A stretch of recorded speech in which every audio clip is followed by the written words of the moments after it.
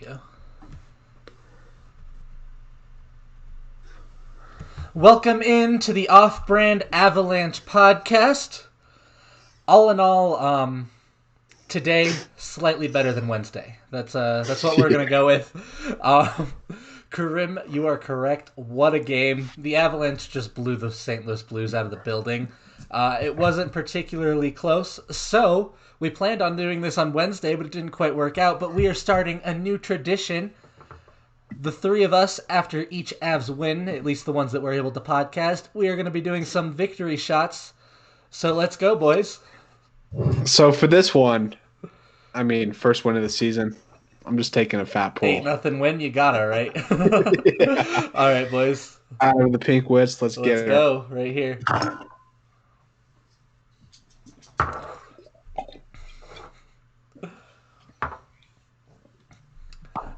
Victory, baby. For sure. 8-0. What 8-0. a game. So, Alex, I appreciate the comment because that is the first thing that we need to touch on. The Avs were incredible on the power play. 5 power play goals. One of our biggest concerns coming into the season was the power play. I still have a couple concerns, which I'll talk about towards the end of this, but you're never complaining when you score 5 power play goals in a game. That was the best performance we've seen out of the Avs power play in years.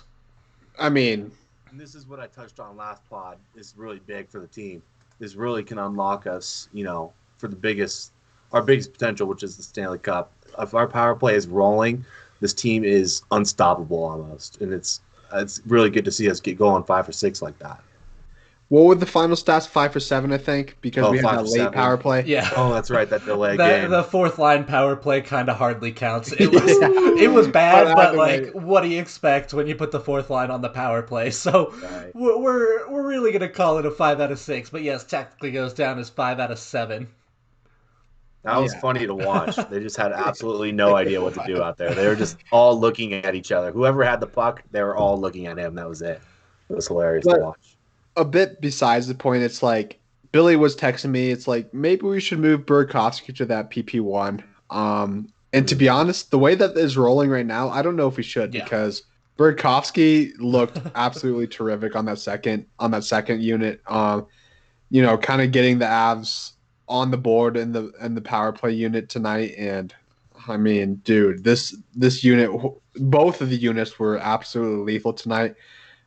Even way before that, we brought in the fourth line for the power play. So Yeah, Burakovsky is the sniper on that second unit. Marshall, when we were texting, you kind of said it.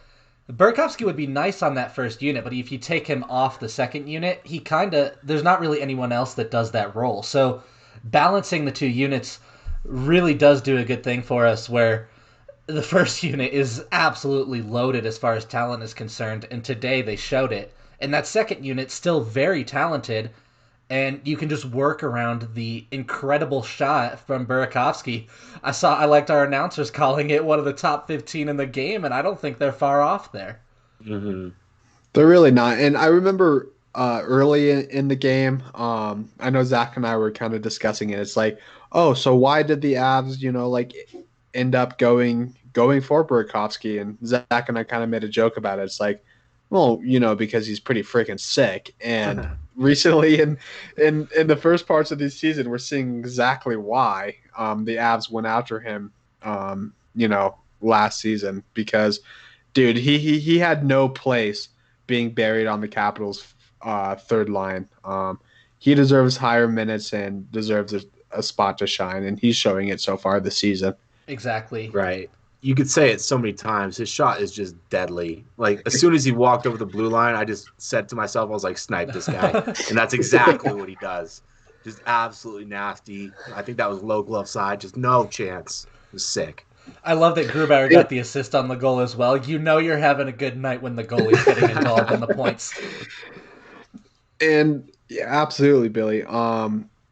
And a part of my frustration from Wednesday is because this was the kind of game that I was expecting from the Avalanche. Coming out and making a statement win against a division, like even a previous division rival. Now they're even a bigger rival because we're going to be seeing them, multiple times this season. But this is a team that we've been competing with for years, and it's kind of disappointing going out in the original game 4-1. The boys were not crisp, but tonight they showed why they are the Vegas betting favorites to win the Stanley Cup. Exactly. That was I texted Marshall another thing I sent him during the game. I said, today Avalanche hockey came back because what we saw on Wednesday was not Avalanche hockey. That was hockey. It wasn't Avalanche hockey. Today we saw what the Avalanche are capable of when they're firing on all cylinders. On Wednesday we talked a little bit about it was tough to identify someone that had a good game. Today was the exact opposite. Yeah. We mentioned 15, 16 different players, and we're like, wow, he's having a really good night. Ryan Graves continues to impress me. He so far has looked very good this season. Connor Timmons bounced back in a big way, had a great game. Obviously, the three-headed monster was firing. That second line got rolling. We saw a little bit out of Saad, didn't get involved in the scoring, but played very well. From top to bottom, this is the best game. Grubauer with the shutout, and maybe there weren't a lot of shots, but it was a well-deserved shutout. Some key saves at big times. Yeah, there were some breakaways there at the end, and it's really nice to see Gruby get that shutout, even though it's a locked-up win no matter what at that point. But what I really want to touch on is the defense. There was no mistakes. Everybody really impressed me up until the end, but everybody really, really impressed me. And wow, what a difference from Wednesday. Yeah, it was incredible. When the same way that the Avs couldn't get anything going in the offensive zone on Wednesday, we were shutting down the Blues in the offensive zone. We were clogging the middle. We were forcing them to the outside, not letting them get shots on net, and there was just nothing they could do about it. Our penalty kill in particular was suffocating. As a guy on the power play, it is very difficult when every time you turn around you got guys in your face as soon as you touch the puck, which you don't necessarily expect on the power play. So the Avs penalty kill to me looked very, very good. I think it was just as impressive as the 5-goal power play outing. Oh, it was. I mean, just defense in general, like Zach pointed out. You know, in particular, we pointed out a few players after Wednesday's game. Connor Timmons, he didn't necessarily play his best game on Wednesday, but tonight I think he played, his way into this spot, into one of these like final roster spots because, I mean, wow, was he impressive? He didn't make any mistakes. He was making crisp passes out of the defensive zone, and right. And really, the big thing is his confidence was skyrocketing. Like even in the offensive zone, making small pinches when maybe he wouldn't do that in the past because he's scared of getting beat, and coming away from those battles with the puck, and that was just really impressive. Yeah, to me and as he was holding on to the puck when he got it. It wasn't I need to make a pass as quick as possible. He saw that he had space and he took advantage of it. I saw him skate with the puck a couple of times, which is very good for a young player. It was impressive to see. That was why Connor Timmons was such a highly touted prospect. The ability to put up games like he did today. And I know we've touched on it in the past. It's like, kind of Timmons needs to play his spot into the roster right now. And there's going to be even shorter roster spots once Byron comes back. And to be honest, this is the type of game that Tim is needed to earn a little bit of that spot. Yeah, so those are going to be some very competitive roster spots. Like you said, Connor Timmons made his statement today. If he continues to play like that, I don't know how you take him out of the lineup. I don't know how you take Ryan Graves out of the lineup the way he's been playing in both games. I think he's the one guy that played very well in both. If I had to say, who do you take out right now, it's Ian Cole, but even then, he's playing well. We haven't heard his name a lot, which is kind of what you're looking for out of that third pairing guy, but I mean, you got to get Byram and EJ, and I just don't know what exactly you do if you're the Avs coaching staff right now, which, hey, that is a very good problem to have. Yeah. And Krim kind of mentioned it here in the comments. It's like Sammy G, dude. Oh my goodness, has he been a breakout monster? And he's looking more confident with the puck. He's actually going out and shooting the puck, which is a huge thing that Zach and I talked about tonight.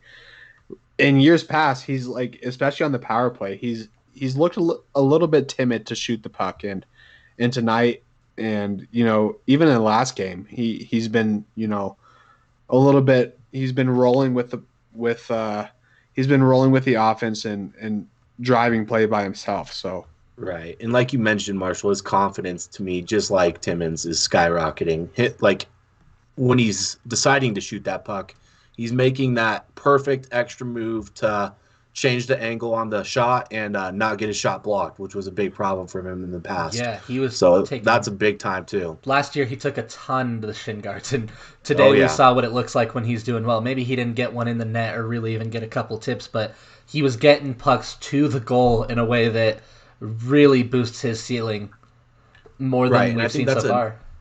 that's another big thing about this too. Timmons and Gerard not necessarily being on the scoring sheet. I don't know if they got points or not. Probably did in 8-0 game. Yeah, But they picked up something somewhere. right. I'm not really contributing to scoring, and seeing them contribute to the game in other fashions is really impressive to me. It's like just so it just points to the depth that the Avalanche have on the defensive end. Yeah, it was. I mean, it was led by Makar with his 3 assists. Devon Taves put up a goal and an assist, getting Yeah. contributions from the back end offensively and, like we said, lockdown defensively. Just across the board, the Avalanche defense, the top line and the defense, I think, are the two things today that were just next level. And Billy, I know you mentioned this like in our preseason pod, that Cale Makar would be on 100-point pace throughout the entire season. Some of the plays that he was making tonight, it's like, okay, maybe that's actually freaking reasonable because, dude, he had a couple of like prime scoring chances because of the fact that he was out there making plays by himself. Yeah, two right in front of the crease, almost goals, and plays that elite players make. He got the pass from McKinnon on that first one and weaved through the 2 defensemen. Maybe a little bit more patience and he has time to get it in, but it was an incredible play.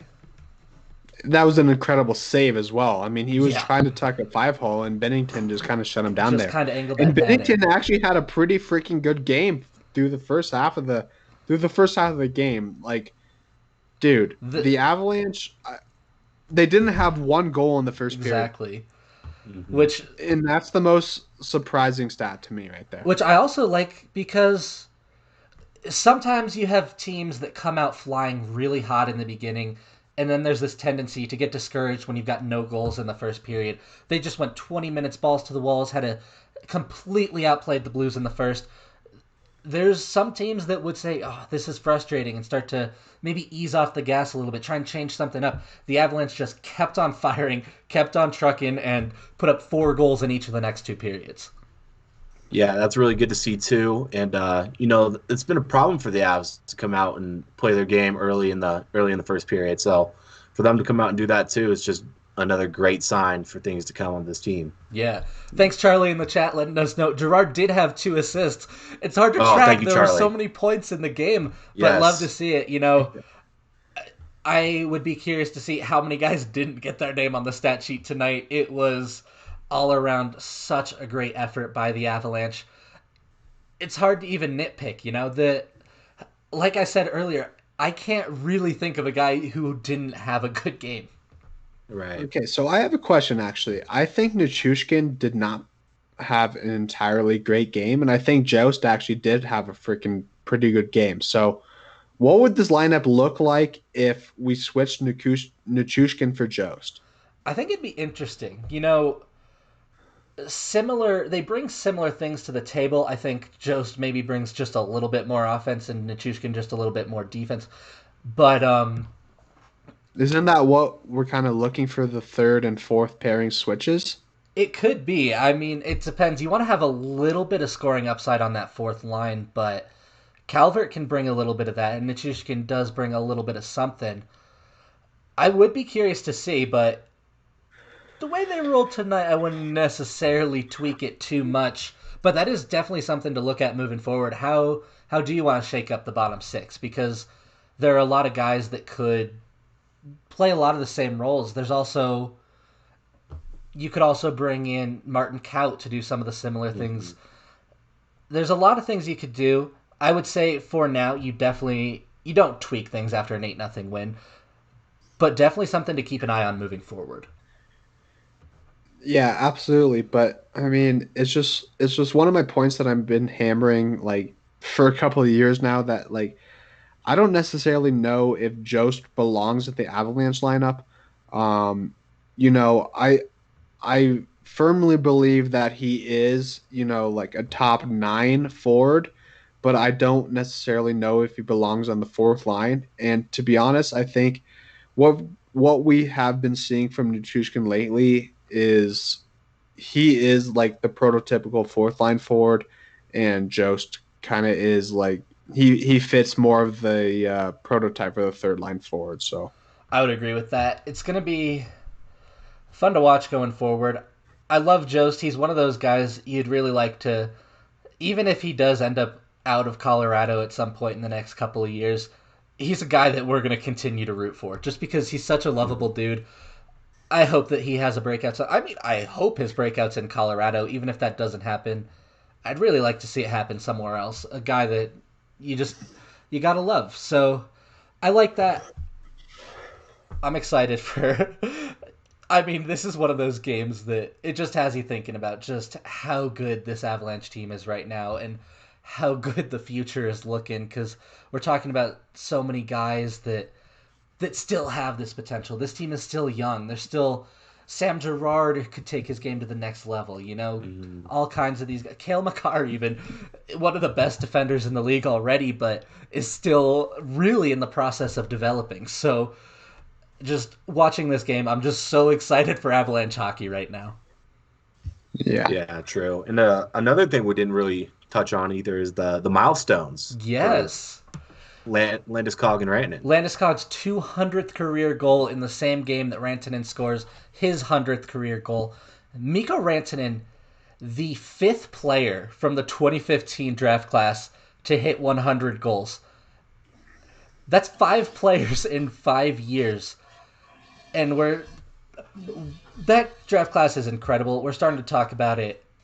I think you got to start considering it maybe by the end of their careers as one of the best in history. But Yeah. focusing on Rantanen specifically, this this is a guy that is kind of flown under the radar just because maybe he's third fiddle at this point with the way Makar has broken out and broken in his way into the league, but that's still an elite player. Marshall and Zach, you both made some bold preseason predictions on he could still lead this team in scoring. He's a guy that I still think he I might. think he's a guy that could make a run at a Hart Trophy in his career, and he's almost lost in the depth on this Avalanche roster. I mean, I know I was comparing him and McKinnon a little bit to like the McDavid and Draisaitl like pairing. So this is a guy we've seen it especially a couple of years ago when and McKinnon were going neck and neck for that scoring title like 3 or 4 months into the season. So Mm-hmm. It's incredible to watch, and let's talk a little bit about Landy too. 200 career goals for the guy that's been with this franchise through everything. He was there through the downs. We got him with the second overall pick and didn't exactly get better because we were taking Nathan McKinnon first overall 2 years later. And then he was here for a couple of early playoff runs early in their careers with that series against the Wild. And then he was here through the season from hell 2016-17. And now he's a big reason that the Avalanche have gotten back to where they are today. Landeskog is just he's the captain of the team for a reason. He's the Av, a guy that you love him in the locker room, you love what he brings to the table on the ice, and very impressive for him hitting that 200 goal milestone. Yeah, he's easily my favorite player on the Avs, and I hope to God, pray that he finishes his career as an Av, and I would love to see more milestones. So hopefully those come. yeah, I mean, Billy, you said it. He is the ultimate Av. I mean, Zach and I's dog. He's named after Landy. So there's really not too much more you can ask out of him. Whether he's pushed down to the second line, pushed up to the first line to rejoin McKinnon and Rantanen, it's like he's just willing to accept whatever role he's put in, and whatever role he's put in, he accelerates at. So he, I mean, dude, if we let go of Landy at any time in the near future, then that's an ultimate failure on the Avs ownership staff. And I don't think it's going to happen. I think that contract gets done here soon. He's a UFA this offseason, but it would be a pretty massive shock if he wasn't brought back on at least a bridge deal. You never know with the COVID cap.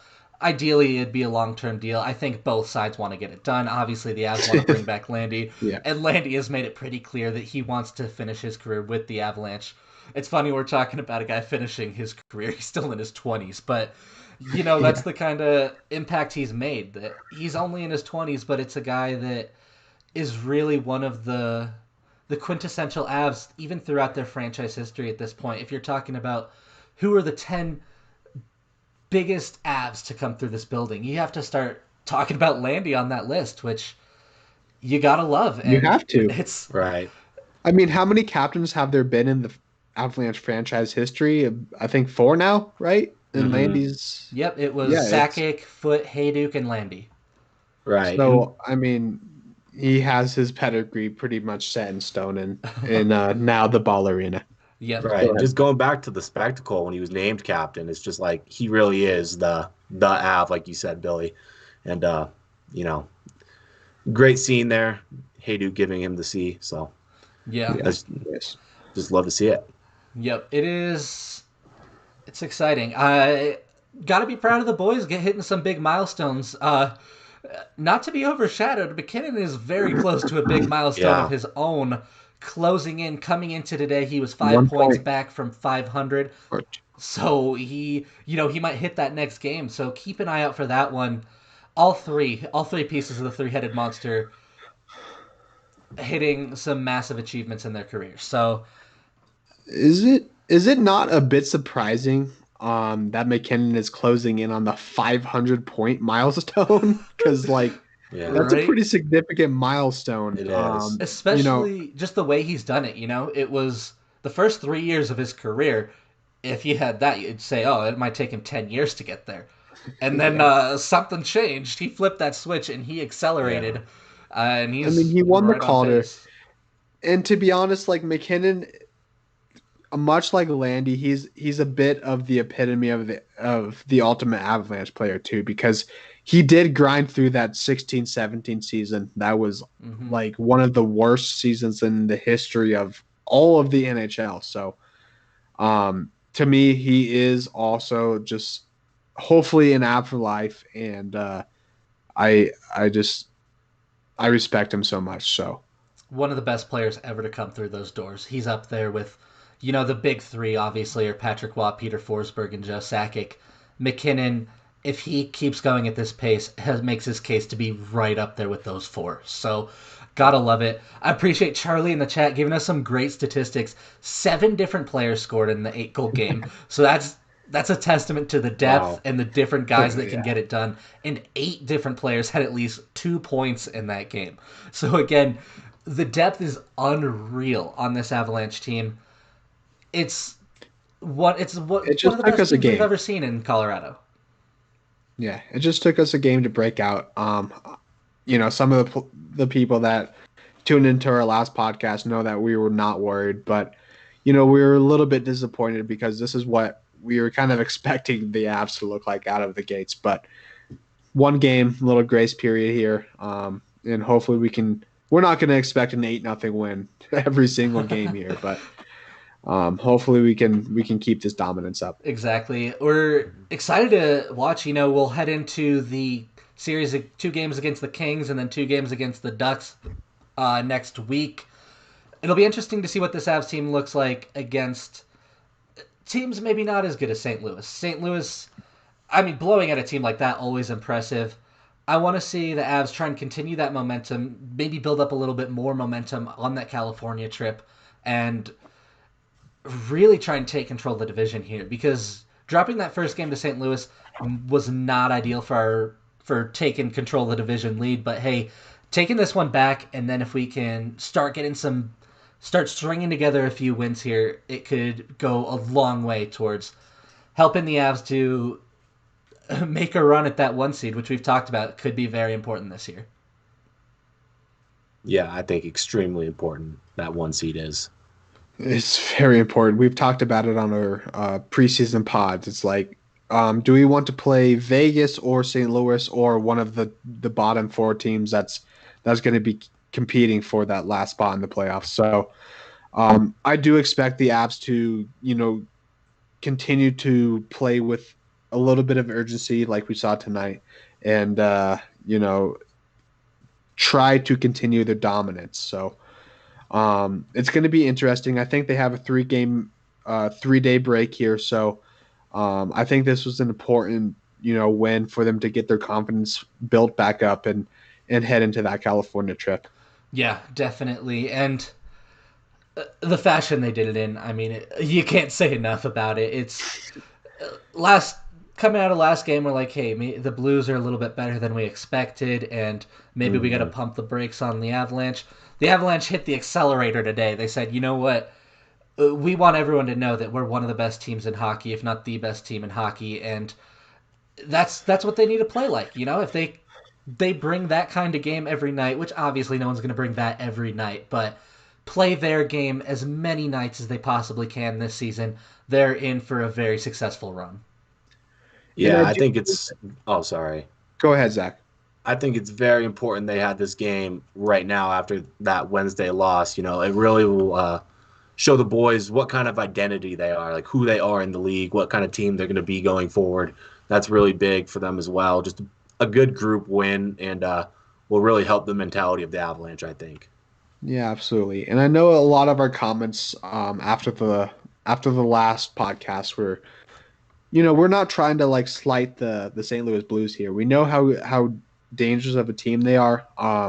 They've shown it over the last couple of seasons, winning the Stanley Cup and then winning the Central Division.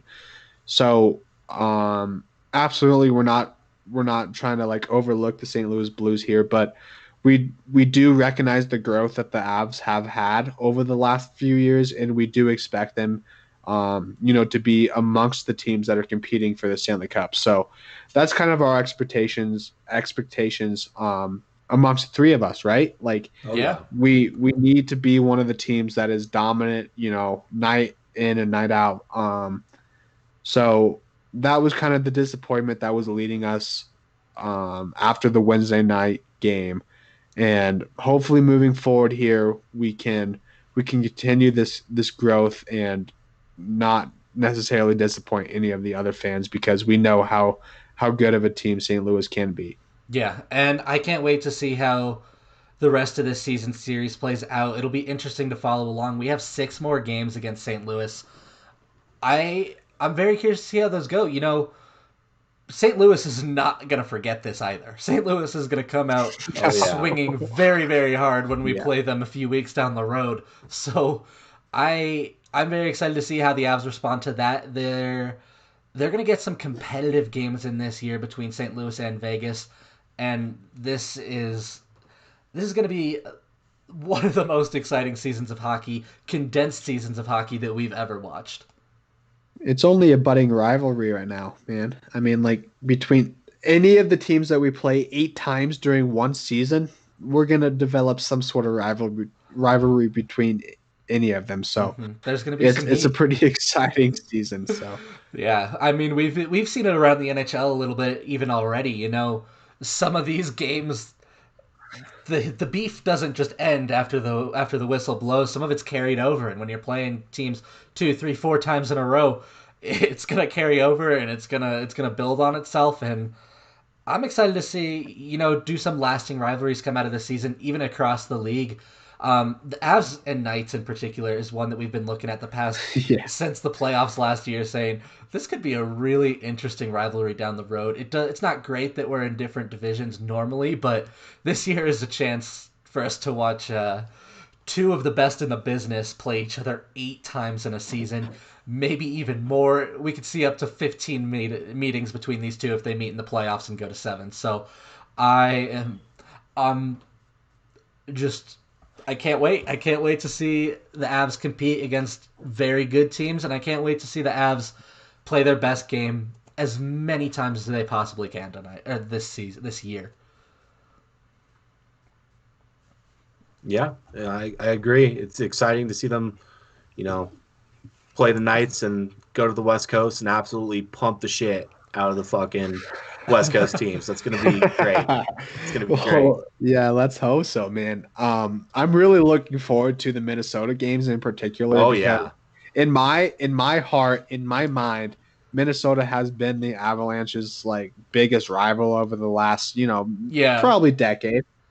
And so I know the last couple of years the Avs have gotten maybe a bit of the best out of the Wild, to say the least. I mean, 7-0 games are a bit of our staple against the Wild, but and this year when we play them 8 times, hopefully we can win all 8 of those because they will make Minnesota fans so pissed. Oh yeah. It will, and I'm also excited for those just because we watched Kirill Kaprizov's debut with a goal, overtime winning goal, and 2 assists. Yeah. You That's a look kid that I want good. to watch. I want to watch him play the Avs. That could be, some high end electrifying talent on both sides. So we cannot wait. Yeah, but I mean, This is turning into a bit of a hype cast, but how much can you it is, say man. about But an like, 8-0 win? It was the Avs blew them yeah. out. That's what happened at the end of the day.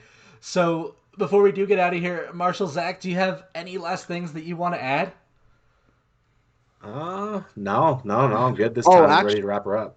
really quick, I am a little bit impressed with how the NHL is handling this COVID situation in comparison to like the NBA.